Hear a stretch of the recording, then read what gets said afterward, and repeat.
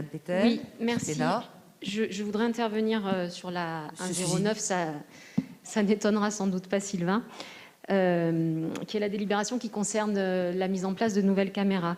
Alors, je ne sais pas si vous vous souvenez, moi, il y a quelques années de cela, dans la Provence, j'avais lu Maryse Joissains, à un moment de campagne électorale, disant qu'elle allait installer des caméras à la sortie d'Aix, tournées vers Marseille, pour vérifier quels étaient les Marseillais qui allaient entrer dans la ville. Eh bien, figurez-vous que ça m'avait fait rire à l'époque. Mais j'aurais pas dû. Parce qu'en fait, c'est ça que vous allez faire. Vous allez installer des caméras qui vont lire les plaques d'immatriculation des voitures pour le service de la police nationale, parce que dans la délibération, il est bien écrit, et d'ailleurs, heureusement, que les policiers municipaux n'auront pas accès à ces informations. Donc c'est sur demande de la police nationale que vous allez dépenser 193 550 €, la même somme que ce que va dépenser la région Provence-Alpes-Côte d'Azur, qui, moi, quand j'en étais vice-présidente de cette région, j'avais eu l'honneur de gérer la convention Justice-Région. Nous avions travaillé ensemble là-dessus. Bon, pour cette délibération, la région passe une convention avec le ministère de l'Intérieur. On voit bien qu'il y a quelques chemins qui ont été pris et ça me désole un petit peu, beaucoup même. Parce que ça n'est pas du tout agir de la même façon.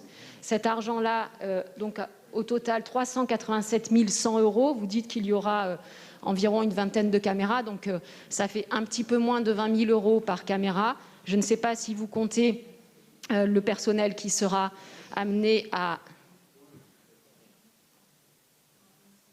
Merci. Amené à regarder ces vidéos.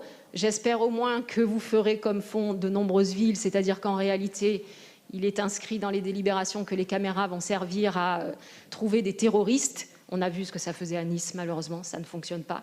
En réalité, qu'est-ce qui se passe? Ça sert à regarder les gens qui grillent les feux rouges, c'est déjà pas mal, et les stops. Bon, gageons que cela fera venir quelques subsides dans la ville. J'ai vu que vous vous attaquiez aux deux roues motorisées et je trouve que c'est très bien. En effet, vous avez raison. Il faut que chacune et chacun respecte la loi. Je ne sais pas si en dépensant autant d'argent, parce que combien allez-vous mettre de policiers municipaux? Ah non, ils n'ont pas le droit de regarder les données. Alors c'est la police nationale qui va payer des gens qui vont être derrière ces caméras. Je ne sais pas bien comment vous allez faire.